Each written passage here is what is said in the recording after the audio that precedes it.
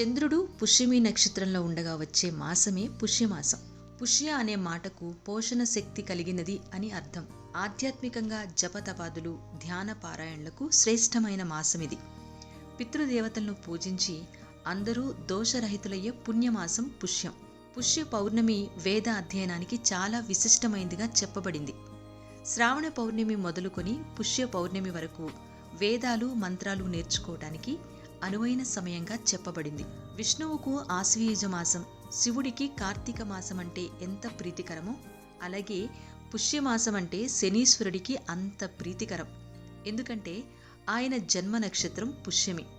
ఈ నెలంతా శనీశ్వరుణ్ణి పూజించే వారి పట్ల శని ప్రసన్నుడై శుభాలు కలిగిస్తాడని పురాణాలు చెబుతున్నాయి. ఏలినాటి శనితో బాధపడేవారు ఈ మాసంలో రోజూ ఉదయాన్నే శుచిగా స్నానం చేసి శనీశ్వరుణ్ణి భక్తితో ప్రార్థిస్తారు.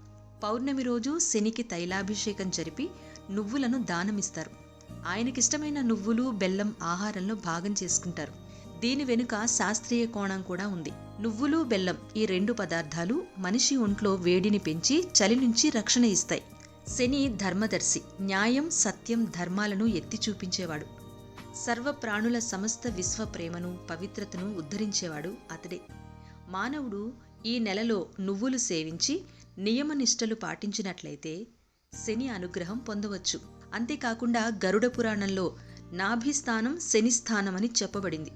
ఎప్పుడు శరీరంలోని నాభి ప్రదేశాన్ని శని ప్రదేశంగా చెప్పారో అప్పుడే ఈ ప్రదేశానికి ఉన్న ప్రాముఖ్యం అంతటికీ శని ప్రభావమే కారణమని మనం గ్రహించాలి. పుష్యమాసం తొలి అర్ధభాగంలో విష్ణుమూర్తిని పూజించటం అనాదిగా వస్తున్న ఆచారం. పుష్య శుక్ల విధియ నుంచి పంచమి వరకు శ్రీహరిని తులసి దళాలతో పూజిస్తే సౌందర్యం లభిస్తుందని ఓ నమ్మకం.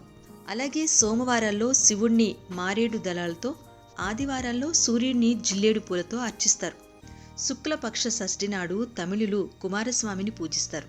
మనకు మార్గశిర శుద్ధ షష్ఠి, సుబ్రహ్మణ్య షష్ఠి అంటాం కదా, ఎంత ముఖ్యమో అలాగే తమిళులకు శుక్లపక్ష షష్ఠి అనేది అంత పవిత్రమైంది. ఇక శుక్లపక్షంలో వచ్చే అష్టమి రోజున పితృదేవతలను ఆరాధిస్తారు.